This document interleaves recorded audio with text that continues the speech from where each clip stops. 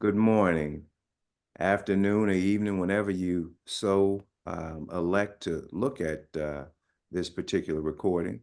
I'm attorney Larry Fields, and I'm joined this morning by the Mike Jones and Dr. Charles Alexander. And this is Saturday, June the 29th. We're going to discuss a few topics that we think are cogent issues for our community and to try and delve into some solutions and some manners in which, best serves us collectively. So with no further delay, first topic we're going to lend our attention to is the debate between the uh, candidates for the presidency of the United States of America, which was held on this past Thursday. And I'm going to open it up to Mr. Mike Jones to get your thoughts and reflections, being the political Leviathan that you are. I wanted to get your thoughts on that particular debate. That's a polite way of saying I'm the I'm the one-eyed man in the land of the blind. Okay, that's the Well, in America, that makes you a trillionaire. well. Here is what here's what here's the context I want to give it. All of the pundits and all of the angst has been about what it means for the election, for the campaign. And my takeaway from it is a little bit different. I kind of want to take a step further back and frame it as an existential question. That who is the president of the United States matters at a world level, not just not no moral thing. It's just because of the power and presence that the United States projects. And the whole world watches who that's going to be. And for leadership at that level, there's usually a certain standard that people have to meet. Not, I ain't talking about that you agree with them, but a level of competence, capacity, intellectual depth, and a certain amount of what I call structural integrity. I mean, you know what your job is, and people can depend on you to do it, even when they don't like what you're doing. So, everybody has been president of the United States, but generally speaking, while they've had a lot of dogs, on a regular basis, they produce a man that's worthy of the moment. And that's over the last 200 years, that's how the country has survived. You had Washington, you had a Washington. Lincoln is obviously transformational, so was a Roosevelt. So to look at Thursday night and you got two tired ass old white men, one who's batshit crazy, a functional illiterate, ignorant as hell, with literally no depth to him, rambling like about nothing and everything. And then you juxtapose him to a man that's looks older than 81.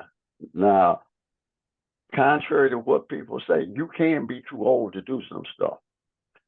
I think 81 is too old to be the president of the United States. I think 77 is too old because I'm 75 and I know I can't do things that I could do 20 years ago at the same level. And even if I can do them at the same level, I can't do them with the same consistency and length of time. You need more load management the older you get. And the president of the United States ain't a load management job. Okay.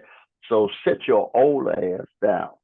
But if you got a country that is the titular head, that is really an empire, or at least a hegemon for Western. It's the police for the Western hegemon.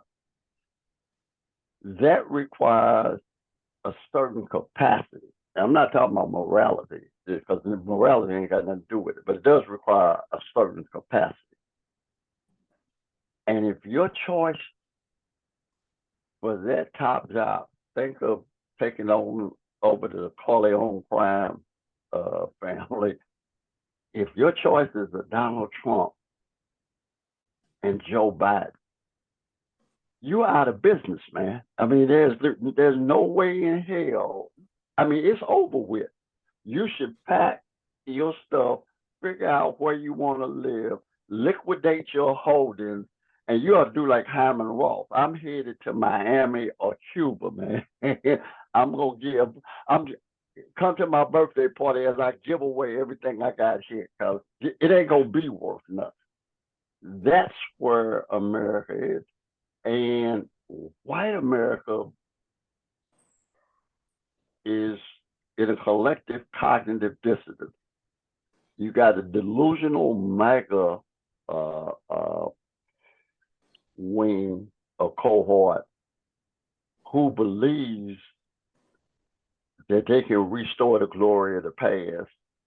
It really wasn't there, because the United States has only been a major power post-World War II, and as the rest of the world got back on its feet, Europeans, etc., it got modulated. But they had a day, short run, but they had a day. But they think they want to claim all of that, and they got this illusion about what they were back in the day in America's God's plan. The other cognitive dissonance is the Biden group of white folks who want to believe the creation myth about America's unique, Americans are this and Americans are that. And no, Americans have been some of the most ordinary people on the face of the planet. But and as a matter of fact, Trump and them are very representative of the white population of America, not the complete population, but they're representative. They're not outliers or an anomaly. So, but you can't come to grips if you're Biden and them that that's who y'all are too. And so you keep talking about this other thing that also don't exist. So you got a whole white population who's stuck in a frame that they can't get out of, because too much of who they are attached to these fictions and these illusions, and that allows you to produce these two options. So you got a lunatic fool on one end, and then you got Joe Biden saying at 81 years old, if I didn't believe I wasn't the best man for this job, I wouldn't run. Man, should nobody 81 say that to nobody, ever, okay? That most people 81 got the dignity, most people 75 got the dignity to say, well, son, I've had my day. This is yours now. If we gonna be okay, it's gonna be up. If you need some advice, I'm here for you. But you don't need to give me a sword and a shield no more, because I can't help you at that level. And the fact that we can't have that conversation in this country tells you how lost and intellectually and detached from reality we are. And the saddest thing is that us as the colonized second-class citizens, we running around between these two pillars too, trying to make sense out of it. And we reinforce, we got the Stevens of our tribe over there with Trump, and then we got the black establishment and labelers over here with Biden, and we talking about we can still do this, so we need to get this done. We need to preserve this. The fundamental black position, the existential black position for me, is that there is nothing about America from the perspective of the black experience that ought to be preserved. Okay. Any day we want to start all over again, everybody black should be for that. Yeah, that right there. And so the question is that, are we going to be prepared when there's a total collapse? What emerges after the collapse, and how do we best position ourselves? It is something that we need to constantly be thinking about. I'm going to briefly state this before we get the thoughts of Dr. Alexander. If we continue, or if we begin to look at ourselves as a nation, as the Black community as a nation, we will be better suited to deal with all of the issues that we have. That the fact of the matter is, America's stance and treatment of the Black community, the Black world, has not changed since the Berlin Conference in 1948 or 43. They divided up Africa. They said that these are the resources that we're going to take, and this is what we're going to do. Trump told you he was going to go and get all these black jobs for you back. He's going to get these black jobs. I don't know what I am not sure what my role is going to be when he brings back those black jobs for us. Larry, I flunked cotton picking in college. Okay, look, hey, if this fails, I can always pick cotton. But we need to start thinking. We need to really mature, is what we've got to do. We need to mature and realize that the things that have been weighted upon us lack legitimacy anyway. If there's one group in the world that should be stating that a government is illegitimate, it's us. Because the things that we have to deal with, from redlining to poor school choices, to lack of funding, to funding and programs drying up when we attempt to assert, the Homestead Act didn't apply to us. The GI Bill didn't apply to us. All of these things. So if anyone should be stating that this is illegitimate, it should be us, as opposed to, this clown that thinks he's entitled to win an election, talking about the system is rigged. What kind of consciousness do we lack not to believe what we know to be true? The prisons are filled with our babies that have no business being there, but we continue to act as if there is a just system here. And the Supreme Court is as gangster as we've ever seen anybody in the world. But I don't want to get ahead of ourselves. Dr. Alexander, could you please share your thoughts with us? I'll start with a quote from Amiri Baraka. The Black artist's role in America is to aid in the destruction of America as he knows it. We can't move like that. We're scared. We're scared. And whereas, and kind of to contextualize that statement, because we're scared, we're limited in what we can do. Physically and mentally, physically, intellectually. So what you just use as a reference point in the whole discussion, what you just used as a reference point in the whole discussion, many of us are leveraging their whole political ideology on this Black Jobs quote. As if it is a thing in and of itself. And and that's all it is. Hold on just a second, gentlemen. And that is,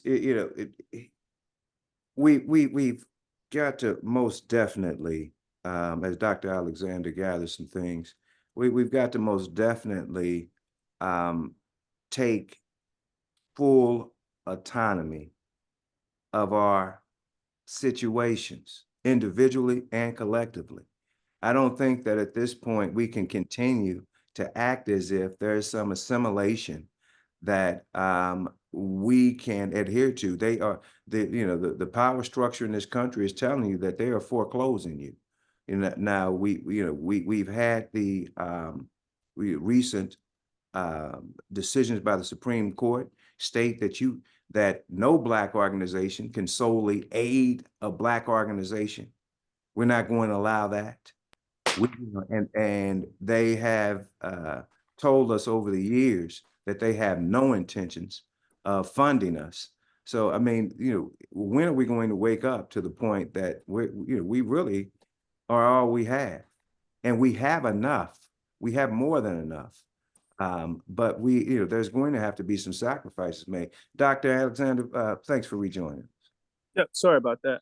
And I mean, even with that, I mean, I'm not sure that we got enough, but I'm sure that whatever we got ain't no worse than what we getting. So we might as well go for it. And so that becomes a problem. And so again, yeah, all of these Black folks watch or listen to 90 minutes of a speech, and all they come away with is Black jobs. Still scared to acknowledge the feebleness and insecurity of the man that they said 4 years ago, anybody but Trump. On this show, and I'm sure some other places, more thoughtful people were saying that is not sustainable. That cannot be your political philosophy and ideology. It cannot be predicated on anybody but Trump. That in and of itself ain't sustainable. Why are we sitting here now trying to figure out what it looks like to have an 81-year-old president when we elected a 77-year-old president? I mean, he was old when we elected him. So what did we think was gonna happen? He was gonna stop aging? And so he gets up here and he looked and sounded the way he's been looking and sounding, and he was inept. And what we should be clear about is, just like we be scared, he was scared. If he weren't scared, he wouldn't have been getting off script. He would have been up there rattling his accomplishments, the platform, and the like. But instead, because he's insecure and old and feeble, he was subject to the distractions of Trump. And so, and because we, hooked our wagon to that horse or to that mule, we have nothing to say other than, look at Trump. We're scared to death, despite the fact that even, the Democratic talking heads came on in their post commentary talking about this as a disaster. Right. This didn't evolve over 2 days. Them jokers was down in Brazil came on saying, I'm disappointed. I mean, this is where we at. And so, but part of how we got here is what? In 1998, people was running around talking about Hillary Clinton's gonna be the first female president. She had done nothing that suggests that she was gonna be that, other than be the first lady. And so the die was cast. So you had this whole group of people, including some allegedly thoughtful Black people, signing on for that, right? And so we go through all those machinations. Then this brother from Chicago jumps line, breaks that, right? It creates whatever. We're thrilled to death because we got a Black president. He serves 2 terms. In the midst of those 2 terms, he got to cut the deal that makes his 2 terms as about as functional as they could be, that she gonna be the president. So we didn't have no process. They wasn't planning to have no process when Barack interrupted them, and they didn't have. We haven't had a process since. there's no development and grooming of leadership in the Democratic Party. I don't know what they do in the Republican Party, but it's clear that there is none in the Democratic Party. And we just line up for it. And so by the time we get to this thing, well, it's Joe Biden's turn, because really he should have been the president because he was the vice president, but it was Hillary's turn. Whose turn is it? It don't get to be nobody's turn. But this is what we're stuck with. And so 3 years ago or whatever, we said anybody but Joe. Ain't nobody black went and had no conversation about when we gonna start talking about who the next president is. Right. Because we signed on for this. And now we sitting here treading water, scared to death about what's gonna happen. I don't know why we scared, we already know. This guy's gonna win. They're gonna gut the rest of the Voting Rights Act. And if you ain't got nothing now, you ain't gonna have nothing then. It's about to get that's just that's it. That's what we got. Charles, here's what you're really looking at is what James Baldwin wrote to Angela Davis. We can tell white folks when they take us in the evening, they'll be coming for you in the morning. You ain't even got to worry about it. Okay, that what,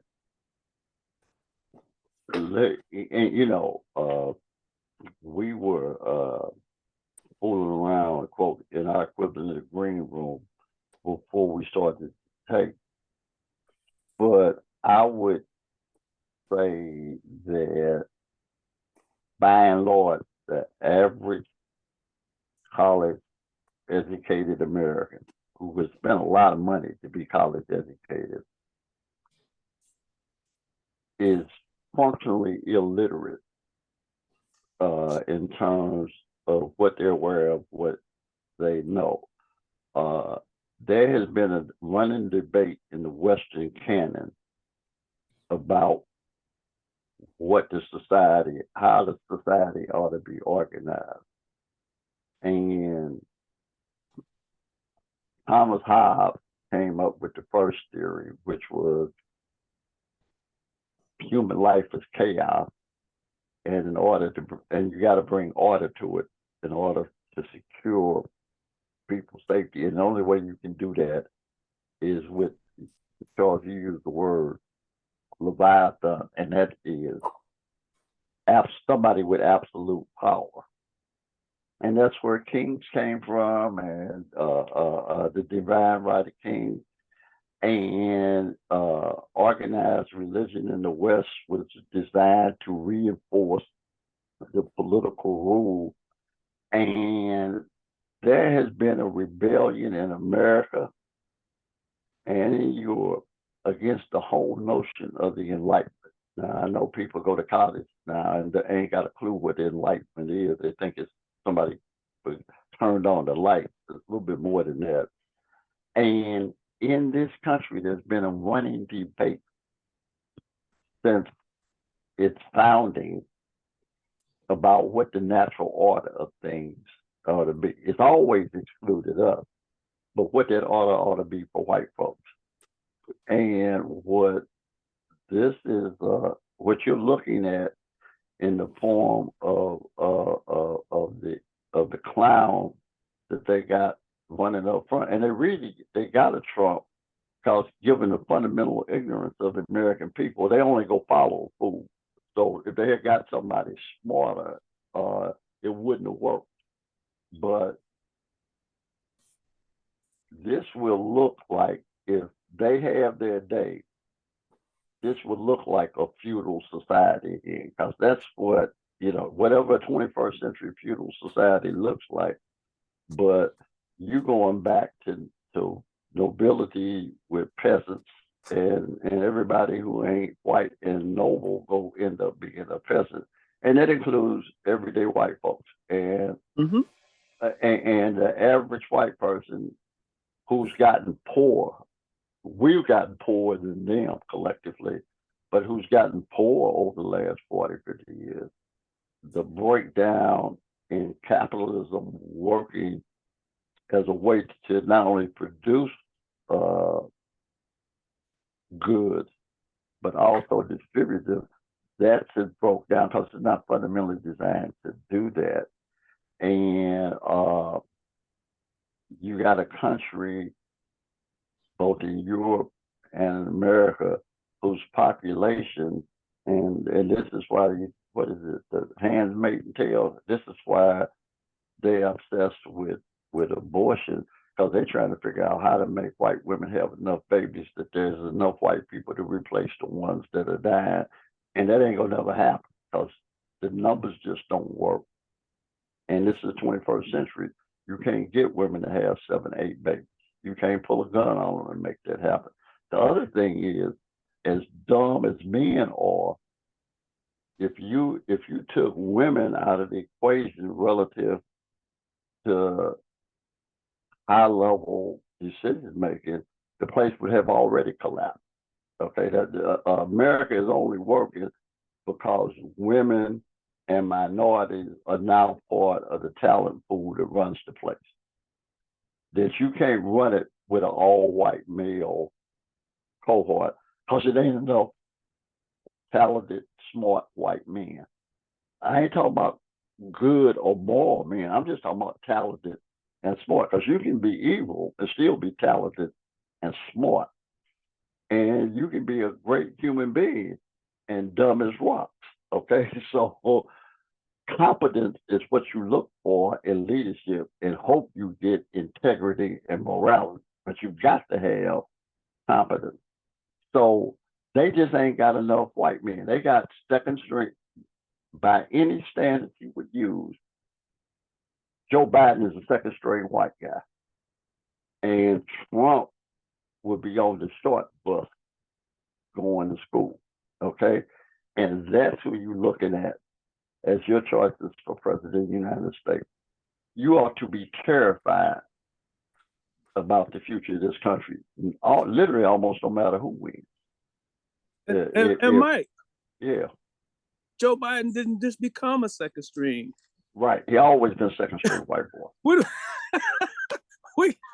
We took a guy who was second string and decided he was going to start. Right. No, not start, Charles. Be the star. Okay. Yes. And we wonder why we ain't winning the championship. And wonder why we ain't winning. Right. I mean, this is ridiculous. But this is kind of what we asked for. And we kind of refuse to engage the process. None of this stuff is new. To Mike, you reference, white folks don't have no money either. These are descendants of the Confederate soldiers, the clowns who ain't have a job, who said they was fighting a war because they ain't have a job. Because somehow the national government had defrauded them. And so they're going to go to work for the people who employ free labor. You can't make this up, because you ain't got to make it up, because it happened. And so then we say stuff like, I can't believe why all them, they ain't even got nothing. Okay, so then let's quit going around in circles. The appeal of the Republican Party to white folks, to the white masses, is white supremacy. Why we gotta keep acting like that ain't the case? Because we scared. No. Because Hakeem Jeffries is scared. Because Joy is scared. Because all of these Black people we see on TV are simply scared. All they got to say is, rule number one is that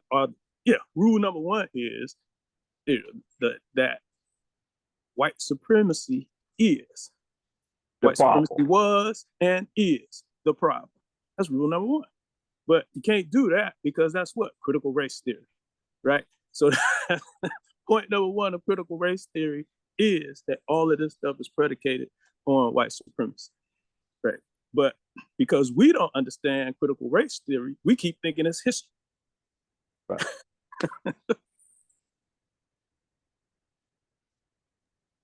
Yeah, speaking of political bent.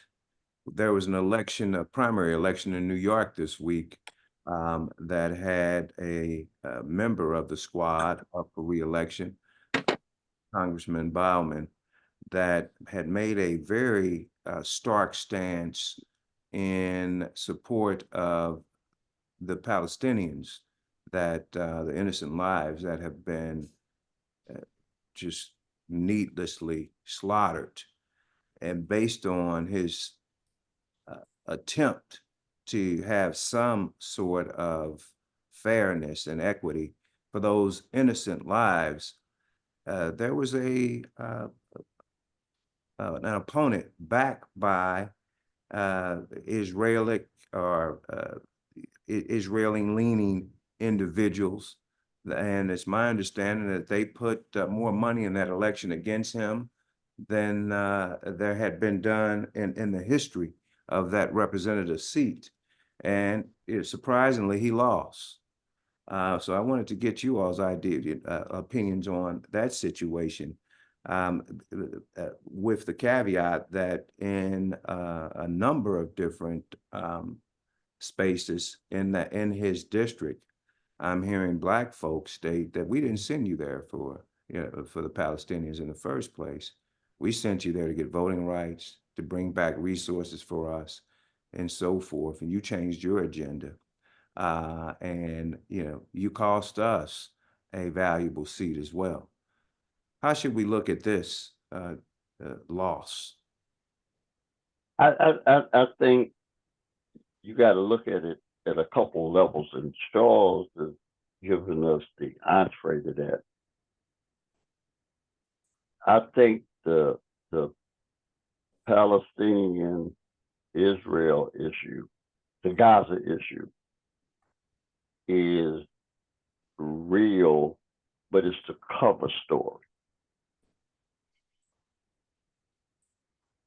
What that brother represented was a philosophical and ideological point of view that was not pro-big business, not pro-capitalist. So he had a whole nother set of politics. Now, and I don't know him, and I would suggest that his view of the situation in Gaza is probably morally based, but it also grows out of his overall political perspective. And AOC has that. Bernie Sanders, who's Jewish, happens to be Jewish, shares the same philosophical bent, not just regards to Palestine, but in terms of the way the American economic system works. In a place that is in decline, they cannot afford, whoever they are, cannot afford to have articulate, thoughtful, informed advocates for another point of view that are in a position to influence those of us who are actively ignorant about how all of this works. So I'm going to suggest that the hit on him had something to do with Gaza, and Gaza was a cover story, but it was deeper than that. Because if that's all it was, the people who spent that kind of money don't care that much about Israel per se. Okay, so there's something else motivating, because you can't, basically what the screed that Charles and I have been on at the beginning of this, if what we said has some correctness, showing that we haven't missed the mark completely, then the response to that are brothers like him and AOC, okay? And it becomes the 60s again, okay? That you start to produce a whole cohort at a certain age, and this is emerging leadership, who are ideologically predisposed to oppose the American order, okay? quoting Amir Baraka that Charles opened with, that the object or the purpose of the Black artist is to destroy America as he understands it or she understands. So in his person, they had a legitimate adversary that they need to take out while he's still weak, and it ain't but a handful of. Because eventually, you're going to end up, after we get rid of the Clyburns and the Jeffries, they're gonna get replaced by people like him or people like AOC, and you're gonna have some old heads that are like Bernie Sanders, but the answer to the American decline for working class people, for people of color, or the other of America, and we part of the other, ain't laissez-faire capitalism, neoliberal capitalism. It ain't none of that. Okay, now you can reject that. That's what brought us to this place. Okay, so what brought us here cannot be the answer for delivering us. Dr. Alexander, what are your thoughts? Couple. And you know, sticking with that initial theme of rule number one, Neely Fuller gives us, if you don't understand white supremacy, everything else will simply confuse you. And so, again, that's where we are, and and I agree with Mike Jones. Like these hits on you know, when there is some legitimate Black human capital in these political spaces, we see, you know, we see the enemy cold, you know, and so they go and they find, you know, what they perceive to be reasonable cover. They use that reasonable cover to get them, and that's what we have here. Now, to what sounds like the response of his constituency is just another example of how we don't understand. With Larry, we're lacking in pattern recognition. This is another one of those examples where we lack in pattern recognition. This whole thing, we didn't send you to office for Palestine. They're the same fight.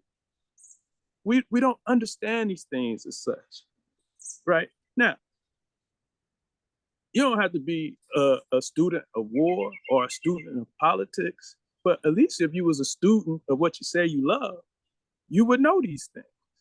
Dr. King in '62 said, colonialism and segregation are nearly synonymous. It's Dr. King, because their common end is economic exploitation, political domination, and the debasing of human personality. Isn't what's occurring in Gaza the same thing that we keep saying has been occurring to us for 400 years? How is it we can't recognize that pattern? How is it that we can't see that a strike against colonial powers anywhere is a benefit to people everywhere? Which is why we're isolated. And every time something like this happens, every time something jumps off, we end up even more isolated, because at the end of the day, we're not trying to be separate. We steady trying to integrate. But not even integrate. We trying to assimilate, right? And so that is the problem, and you know that impacts our economics, and it impacts our politics, and because our economics, you know, kind of going back to the quote, because our political basis and our economic basis are both in shambles, we, you know, at a personality level, are just vulnerable to the debasement because we're being led by the enemy. That is, you know, certainly where we are at this point. And now we have this activist court known as the Supreme Court, which is an oxymoron at this point, that is taking matters and setting precedents on top of his head. It's two of the latest rulings that they've had have been quite offensive. One, this was a couple of weeks ago when the Supreme Court ruled that the Fearless Fund, which is a fund that supports Black women in tech, that was giving out these lowly $20,000 grants, could not operate in that scheme because they were asserting reverse racism by not giving these grants to individuals of other colors and sexes. Most recently, they announced yesterday that they had set on its head a ruling titled the Chevron case, but it really had a number of cases associated with it.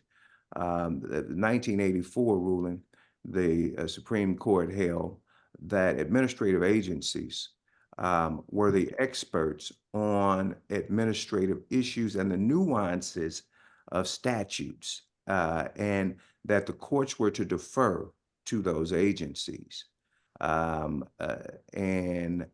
so the EPA, in essence, being an expert on environmental issues, were the ones to make decisions on the nuances of the statutes related to those things. And that was an agency broad interpretation. Well, yesterday, big business and conservatives had the end that they have been fighting for 40 years. And now that's been reversed. The Supreme Court has stated that no, the courts are in the best position to make the determination on how those statutes should be read and what patterns that we should follow. Essentially giving big business and oligarchies free will to do as they will, as they want.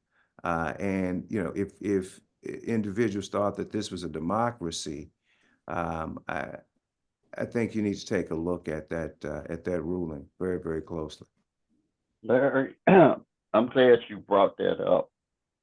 And you're a lawyer, and I watch a lot of Law and Order, and I was a big fan of Paper Chase. I love John House. Okay, and so, but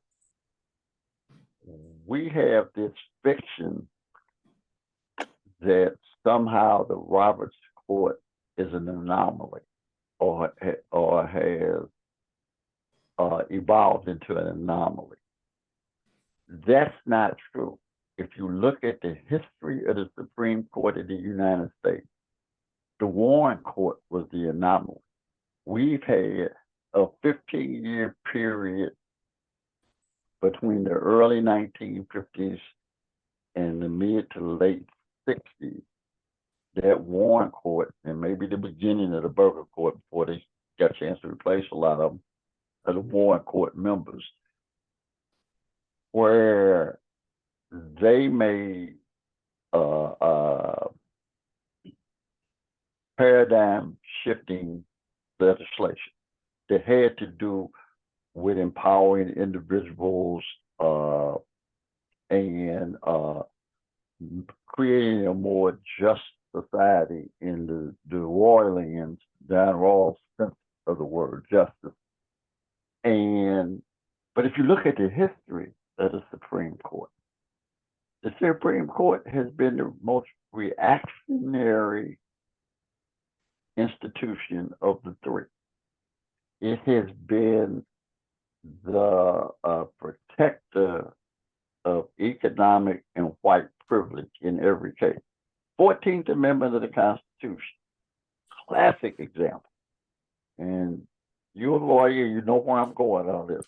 The 14th Amendment was designed to enfranchise Black people. Okay. 13th Amendment eliminated slavery. The 14th Amendment gave us equal protection under the law. The Supreme Court hijacked that to empower corporations, first railroads and then everybody else. So in every opportunity that they have got, Plessy versus Ferguson did the same thing that the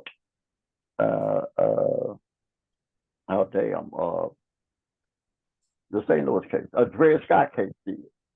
It legitimized a cultural, racial presidential system. Hierarchy. Okay. No, until you've had a judge to look you in your face and tell you corporations are people too, with respect to the 14th Amendment, you haven't lived. Wait a minute. And I can tell you that happened to me in federal court in St. Louis. A judge whose skin is the same color as mine, and it wasn't Ronnie White, looked at me and told me, with respect to my discrimination case, that corporations are people too. I said, well, why don't they go to jail for malfeasance? The question to that, Larry, and it may be so, and I just don't know, but so in the arguments about reparations, let's say, why isn't that comment or state or precedent being used when folks are saying, reparations aren't necessary because there's nobody here who, actually enslaved or benefited from slavery real time? If corporations are people too, then there are people here that benefited from slavery. So why isn't that, or is it, and I just don't know, a part of that fight? It's not being wielded loud enough, and we really, as a body, don't want to deal with that question. Number one, the vast majority of Black lawyers that you see won't even talk about reparations. They won't. I mean, so we don't have a strong canon that's doing that. Randall Robinson, has some runs, and you've got some people now that are in that space, but we aren't as seriously engaged in that as we should. California has these ad hoc committees that are working on it. I hear Detroit has a committee working on it, but we are not attacking that at the corporate level. These are all individuals that have attacked that are dealing with it from a governmental standpoint. And it's just like everything else. We won't attack corporations. We won't attack billionaires. We will not. Larry, again, I'm not a lawyer, but there are two concepts in the law that I think apply. It's an argument we should be losing in court till we win it. The first is the theory of ill-gotten gain. Okay, Hold yourself of all those ill-gotten gains. That's correct. Right. Okay. So anything that is fundamentally you acquire through deceit, illegal, whatever, those are ill-gotten gains, and you're not entitled to them. And by the way, even if you didn't do it, but somebody gave it to you, like as an inheritance, this is another factor law. A thief cannot. You would employ the conspiracy theory. Those are co-conspirators. I wouldn't even have to do that. A thief cannot pass on better title than he has. He cannot pass on. He cannot. So if I stole it, if I stole it and gave it to you, it can't be legally yours because it wasn't never legally mine. So all of the wealth that was stolen from the labor of Black people and then passed on generationally to white people are ill-gotten gains passed on by a thief who never had title to them. Now, I would be prepared to lose that case every day till I won it because I would want to have the argument about that. And I'm going to either make you one day say I'm right, or you're going to have to change the theory that thieves can't pass on shit that they didn't have title to. and And and that you is, can't reca- and that is fundamentally sound, it's legally sound, and that is, certainly a means in which we need to be advocating. But Larry, to your point, I ain't a lawyer. If I thought of that, you mean ain't no black lawyers can And no say black who lawyer say thought. That, Woo. yeah, I mean, I can't speak to it holistically. I can tell you those are arguments that I've raised. Those are all arguments that I've raised. And in these lonely fights, man. But I can't speak to what specifically these a number of these folks that are on that front are arguing. But those are all really. Well, I know they're legally sound principles. You just have to figure out how to make them apply to this How to they're this case. applicable. Correct. You're right. Well, I mean, it's fairly obvious. I mean, you laid the case out. You know how they apply it because they're still benefiting from that, to this date, and it's still the model that they are employing to this very day. So, because I can tell you that those are the models that similar models that I use every day in these discrimination cases. Because the illegality that these corporations are engaged in a number of cases, certainly the same principle that apply when they profit off of Black bodies applies every day in this country. But in order to come up with any of these strategies or theories, you have to see yourself as who we really are in America. We're the up, and you have and as the other, you have no moral responsibility to the people who oppress you or otherwise you. Okay, so you need to figure out from your standpoint what is the best position for you more, and you have no responsibility to the system that doesn't have any responsibility for you. Okay, Du Bois said that a system that cannot fail you if it was not a system that was not designed for you cannot fail you. And So we continue to argue that point, right? We go Right. over We do. and over and over again. And if they only, and when we say stuff like that, if they only knew, if they only knew, then they wouldn't treat us this way. It's like, what are you saying? They you know create what, this. Charles, before Lenin and them and Russia, when Russia was falling apart in the 1890s, early 20th century with the Tsar, what starving Russian presidents used to say, if the Tsar only knew, okay? It's like, if the Tsar knew, he'd do something about this. He do No, something. man, the Tsar, no, okay? He don't care, okay? That's the part you don't want to accept, that he don't care part. If Robert Kennedy, if Jack Kennedy knew what was going on down here in Birmingham, he would not allow this to happen. Come on, we've been saying this foolishness since forever. And taking nothing away from Dr. King and that generation of freedom fighters, but the adjustments that America made in the 50s and the early 60s in civil rights had everything to do with their fight for influence in the Foreign third world diplomacy. of color with the Soviet Union and the Chinese. That you Correct. could not run an apartheid state in America and try to go to Africa and Asia talking about listen to us and don't listen to them. Because here's for the record.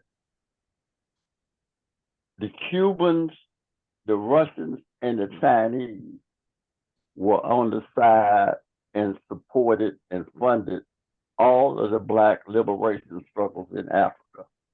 The United States was on the side of the South Africans and the Portuguese and the Belgians. okay, Mhm. trying to maintain the colonial order. And the Israelis. Right. And matter of fact, the biggest active supporter of the South African apartheid government was the Israeli Was government. Israel. They were bigger. Mhm. They were a bigger supporter of the South Africans than the United States. It was a pass through. Right. Yeah, really, that's what it was. The money that the United States couldn't send directly, they launched it through Israel. Yep. And so, and Mike, you brought up another great example, because again, this we spent the past 3 or 4 years talking about critical race theory and don't have an idea what it means. What you just laid out was interest convergence.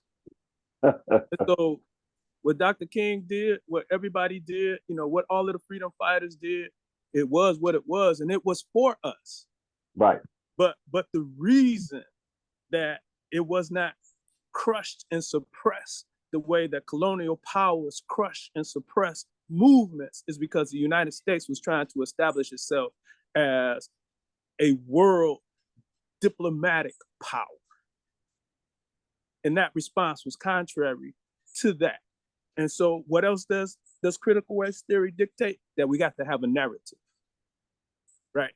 And so the narrative then becomes the United States evolves and sees the error in her ways, and she grows to embrace the once bowed slave into her noble community and blah, blah, blah, blah, blah. This is critical race theory.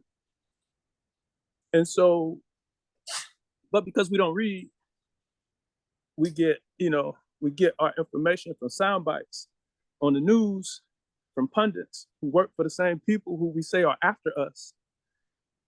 We get other than what we're supposed to get. And so worse than not reading, we read but don't think. Yes. I was talking to a reverend the other day, and he was like, in response to the debate, he was like, "We don't see the reading on the wall." And I was like, "Rev, it don't really matter that we don't see the writing on the wall." He said, "We don't see the writing on the wall." I said, "Rev, it don't even matter that we don't see the writing on the wall, because even if we saw it, we don't read." Right. So this is where we struggle. This is where we struggle. We are totally dependent upon the enemy for our welfare. I'm going to wrap this in one big existential statement, and it's what happens to a colonized people or an oppressed people that don't liberate themselves. Okay, and when the colonizer takes the step back and creates for you, okay, you're independent now. The reason the Chinese are who they are, kind of where they always been, the Vietnamese, is because basically they kicked the United States ass and sent them home. Okay, so they reimposed their independence. The struggle in Africa is, as a matter of fact, I'm convinced that the United States made the apartheid government give up and release Mandela to avoid the armed struggle that was obviously South Africa was on the verge of. Because if South Africa hadn't gone through that, they would have been what Fanon alluded to in Wretched as the Earth. In the armed struggle, the demise of the oppressor also is the demise of the slave. Because you'll never be that again. Okay, when you go through the struggle. But Said you can't even be liberated without the struggle. You can. That's it. You know what? And here's a more immediate example. If somebody was beating you up and taking your lunch money, and you said today I ain't giving up my lunch money. You're gonna have to fight for it. You ain't even got to win the fight because you win when you resist. Okay, and that means I'm not scared of you anymore. Ain't nothing you can do to me to make me give up my lunch money. But if that same person that beat you up every day took your lunch money, just stop one day. He don't take your lunch money no more. Y'all cool. You scared of him for the rest of your life. Because you didn't make him stop whooping your ass. He decided to stop whooping your ass. Can we contextualize? Now he don't even have to take your lunch money, 'cause X number of times can we he just gonna give it to you. contextualize? Can we fully contextualize our being in the United States? Is that, you know, Yeah. the countless individuals that fought in the Civil War, the countless individuals that set up institutions after the Civil War, that our freedom here is based on the benevolency of white folks? But that's the story of it. But if you and I to text you guys a book that I started reading last week, Black as AF. Yeah, I have that by Michael Harriet. Yeah, right. And Yeah. the whole point of that is that there is another narrative for what we get locked into is the white narrative of what happened. What is beautiful about this, brother, he said, let me tell you, it's basically, I'm gonna tell you the black story. This is the shit we did. Not at the behest of white folks, but on our own behalf. But nobody tells us that now. And if you're lucky, if you're our age, it's a possibility that your parents or grandparents were still connected to that black reality, and you could hear those stories not in a formal structure in school, but informally in the environment. Now that we in the DC diversity, equity, inclusion era, we totally disconnected from our history that was told to us through an oral tradition because we couldn't get it in a formal instruction. But our problem is we don't know about Richard Allen. Mm-hmm. We don't know about Delane. Charles reminded me years ago about Douglas's quote about Delane. He said, Douglas said, every day I wake up thanking God I'm a man. He said, Delaney wakes up every day thanking God he a black man. Yeah, okay. Okay. Yeah. We have brothers like that. We have sisters like that. That's the piece I wrote in American last year about the race man. You know, like a Harriet Tubman or a Frederick Douglass who freed themselves, figured out how to get gone themselves. And when they was free and out of harm's way and could do anything they wanted, they turned around and came back for us. We got them stories of black resistance. Those are the black heroes. Okay.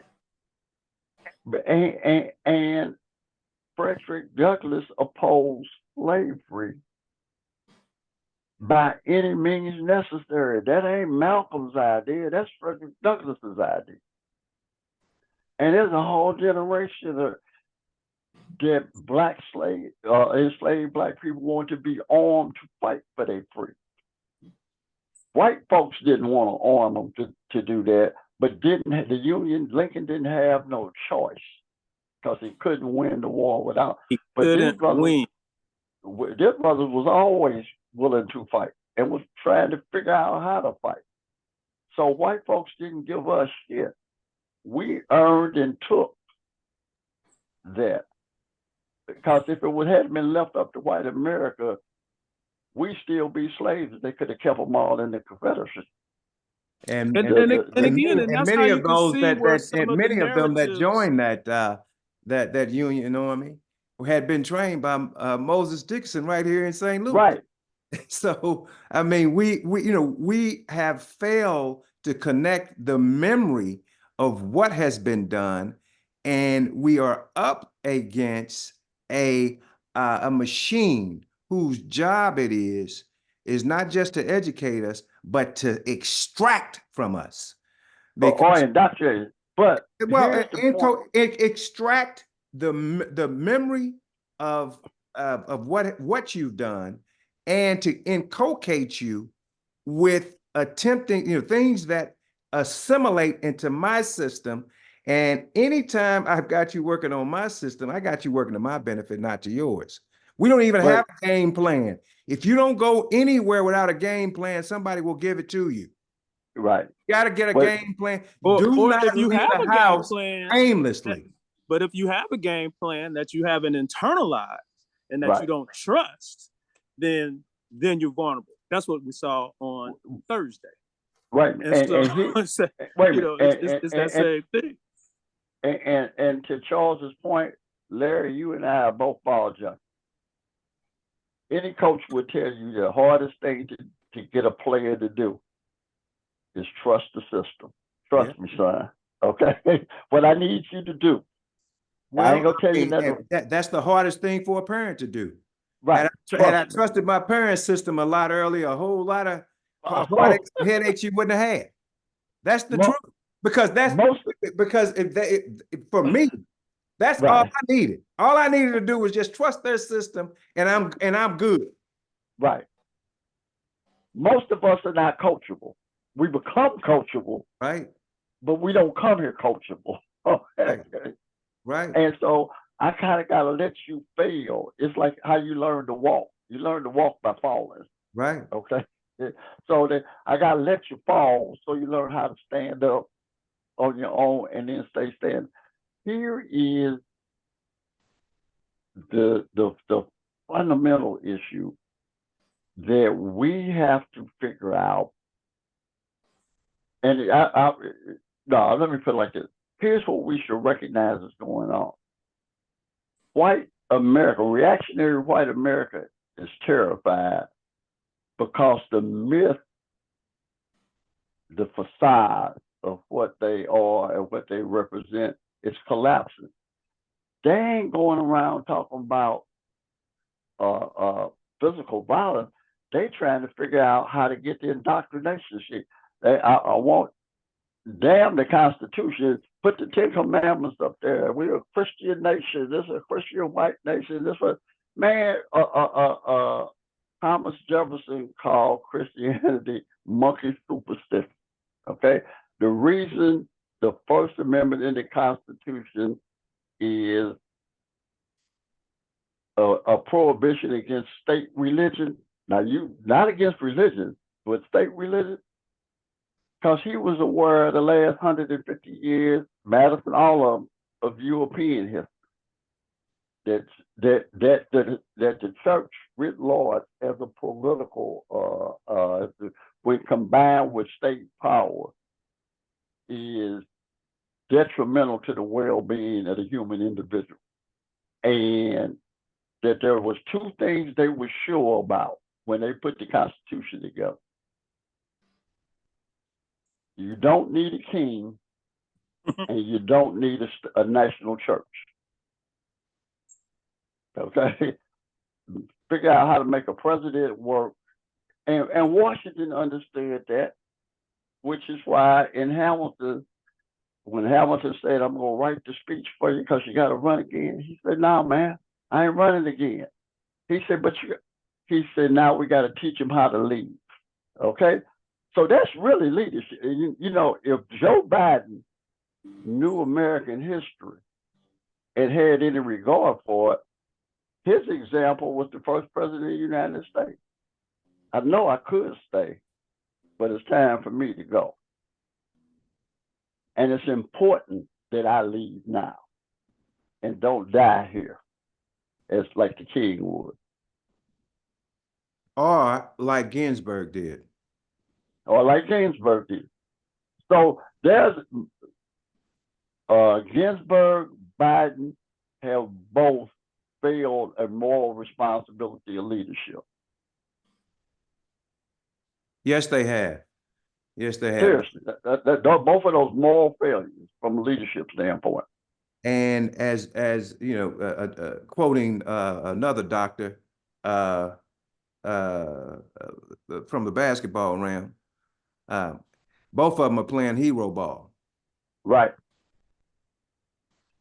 Both of them are playing hero ball. And that's always losing basketball. That absolutely. Doc, what are your thoughts?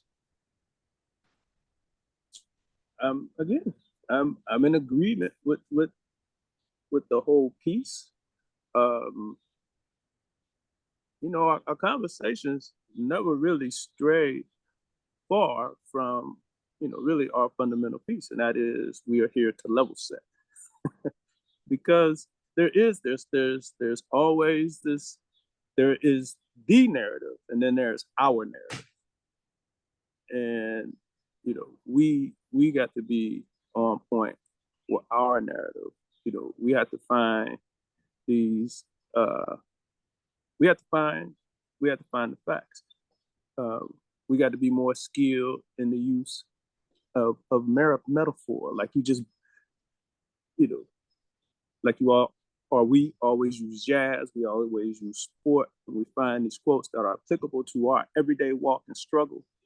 The ease with which we go in and out of, with regard to statements of the past by our ancestors or by the ancestors that we can bring forth and make relevant now.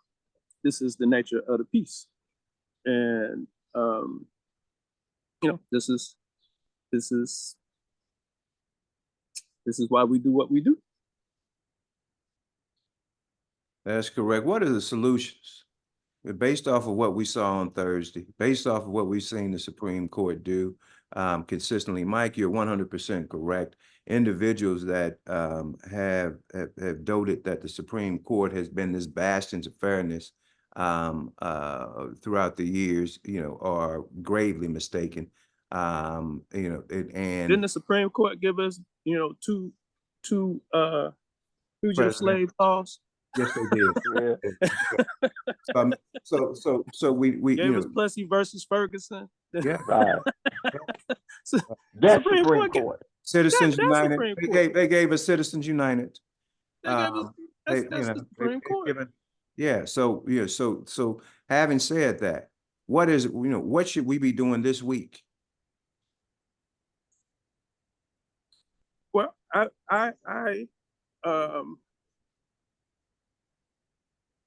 have a couple of parallel conversations with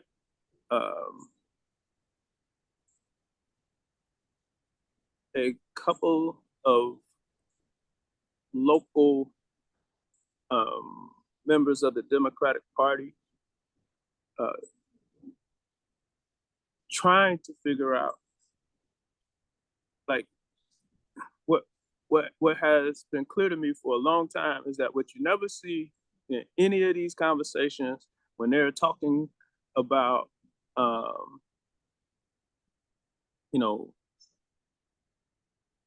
politics or economics or whatever it is, whatever they're talking about, and it has to do with Black folks, you know, they may have, you know, they may have the local politician, and then they may have their local Black political pundit, and then they go to the church. What they typically don't have is a Black psychologist, you know, or even a Black sociologist who can come in and contextualize it from our point of view or from the point of view of the community that's immediately impacted. And so I am having some conversations to interject myself into that space. I'll keep you posted. Yeah, but you're not just a psychologist. No, I'm a psychologist, and so Yeah, that, I said just. yeah, I yeah, said but just. I'm saying like So I mean, that social science perspective that's probably is a better yeah, encompassing. I'm a social scientist, Yes, I and think that's we need that perspective in these larger areas, you know, that could do it, you know, that can interject this thought um, for multiple reasons, for both strategic reasons and for educational reasons, right? Because everybody acts like this thing started today. Just like if you talk about Palestine, the whole conversation is about October 7th. Which is ridiculous. Right. It's absurd. That's an absurd conversation. And the only people that really are pushing that narrative, from what I've seen, are the Israel, folks that are leaning towards Israel. Correct. Yeah, because there's absolutely, we got to talk about the displacement. That's what we got to talk about. Number one. Mike Jones. We're going to get you in 1 second, but what I'm hearing you say, Dr. Alexander, is we need to insert ourselves into the arena. Because if we wait, we're yeah. not gonna get invited. They ain't giving out no comp tickets. No. This got to go. Right. Mike Jones, what should we be doing this week? I heard what y'all said, but I got a little unreadiness in that I think, first of all, I know you guys speaking for me, I think the way we live our lives and go about our days, we're already asserting ourselves. If anybody asks us, we go say to them what we say here. That I know that about all three of us. Our story doesn't change. Here's the problem that, and I'll just even narrow it from a political standpoint. I have forgotten more about politics than most politicians of a younger generation know. But I also know, and I can be very helpful if you ask, but I also know life has taught me, being a father has taught me, that nothing is so unappreciated as unsolicited advice. Okay? that advice only gets to be helpful when people seek it. The Buddhists have an expression that when the student is ready, the master will appear. The teacher's always been here. The problem is the student is not ready to receive the language. And this kind of goes back to something I was thinking of listening to you and Charles. We have more college educated Black people in America today than we have at any time, and we're intellectually worse off. And that's because that's what has happened to higher education. And I'm going to take the three of us as exhibits, Larry, to use a term from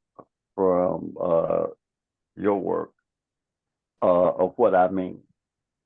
I went to school in the 60s, started college in the late 60s, when an undergraduate experience, education, was fundamentally about elevating your intellect and critical thinking skills, to make you an informed, thinking human being or adult. That's what it was about. No matter what you were majoring in, the first 2 years was a general studies kind of content that exposed you to stuff that you would have never thought of, never would have seen on your own walking down the street going to work for General Motors. So it was about turning you into something different. Everybody, not just Mike Jones. That was what the experience was about. You two brothers are younger than me, but y'all went to Morehouse. And Morehouse, at its essence, when you all were there, and damn sure before that, was about making you something different too. Taking this raw material and transforming it into this thinking, critical Black man, okay, who could then go out in the world and be an impact. What we've done in the last 30 years is turned higher education into vocational training school. That's what it So, is. so some of the dumbest people in the world are college graduates. Don't know shit about nothing. Ain't read a book. And I can tell you, when you were in college, when I was in college, if you got a syllabus in a class, and I'm talking about undergraduate class, first, second, the suggested readings were deeper than the text. Okay, here's the textbook, but here's the other shit you got to read too. But If you you also think you're got, gonna be all right in this course. So the education is fundamentally worthless. Okay, what graduate school is about vocational training. Teach you how to be a lawyer, teach you how to be a doctor. Engineering school is a little different as an undergraduate, because I got to teach you how to do that. But while I'm teaching you that, you still got to do this other stuff. Because I need an informed think. I need what Adolphus Huxley was talking about in his essay about a liberal education, which ain't nobody in college right now ever read. I'll bet money on it. You'll hit the lottery before you find a college undergraduate who has read Adolphus Huxley's essay on a liberal education, which was what higher education was all about. It was about transforming you into who you have become, who I have become.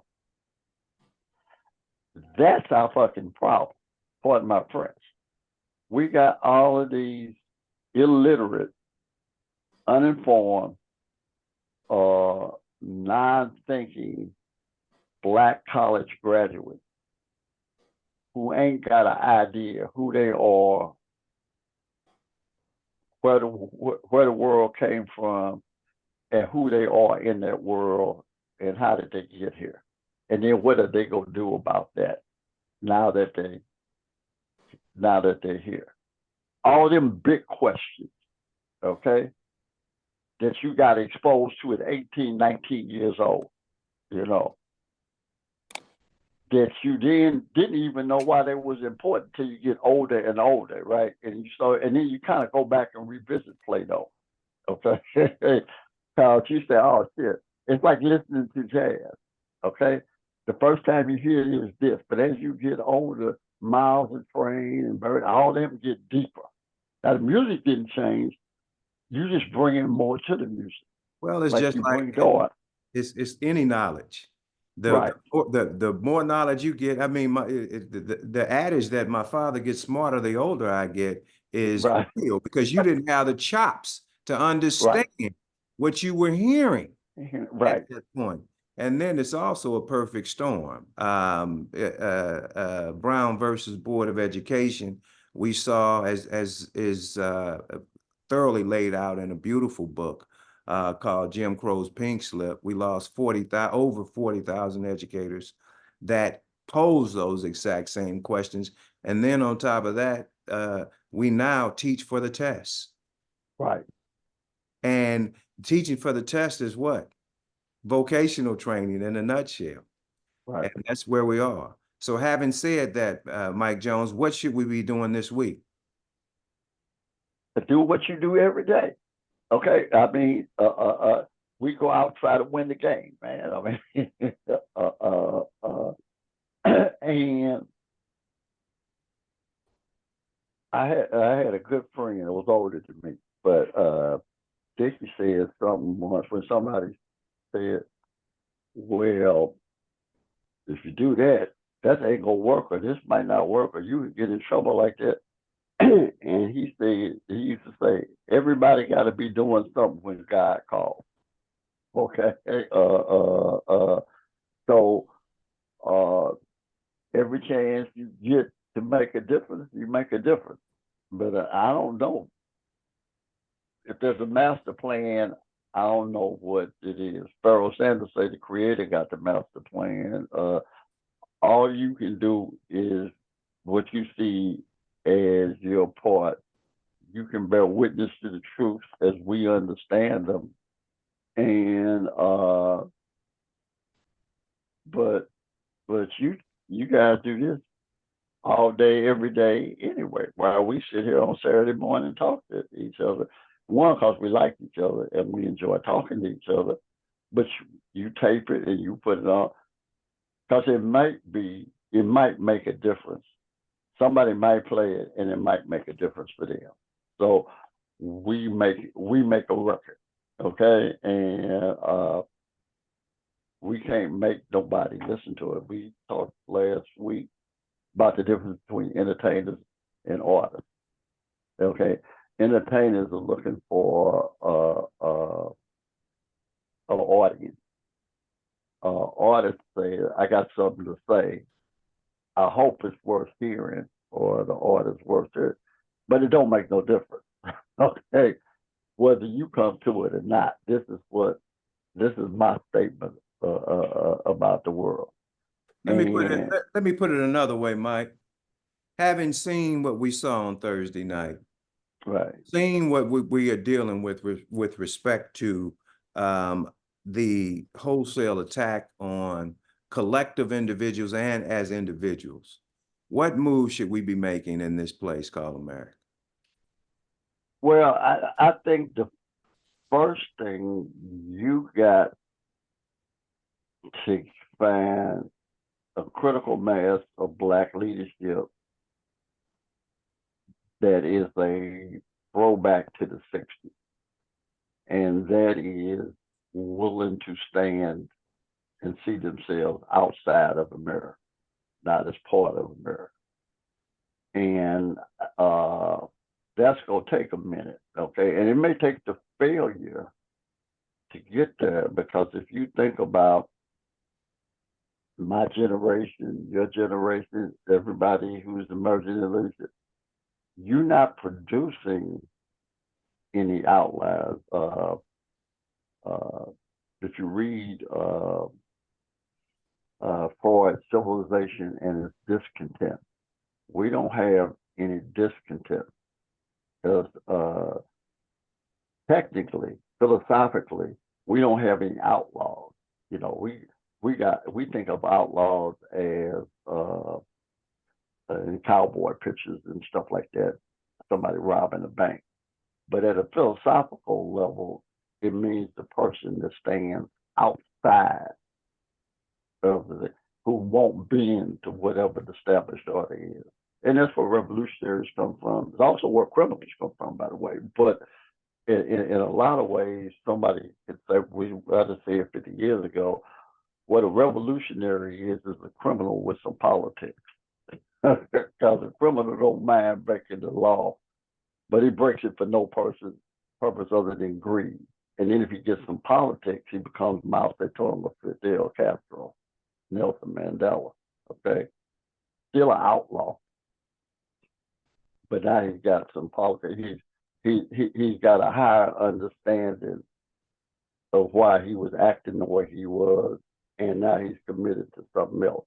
So I mean, we almost got to be, Larry, this I'm going to a place you're more familiar with than me. We just got to be like Paul, okay? We just got to keep talking, writing, and traveling to whoever wants to hear it, okay? And the one thing that I've found myself always in agreement with Richard Nixon about, he used to make these lists, and one of the questions was off the list he was working, who's the most important figure in Christianity? And everybody says Jesus. And Nixon said, no, Jesus was just necessary for Christianity. But Paul is the most important. No Paul, no church. Okay. Jesus is just a cat that I think we know something about. But Paul is the reason you have an organized Christian religion. Well, having said that, I think that sums it up. Dr. Alexander, any closing statements? I'll have another quote from Amiri Baraka. In America, Black is a country. Amen. Okay. And I wholeheartedly agree. It's hard to disagree with Professor Baraka on anything. So I want to thank you all for your time this morning.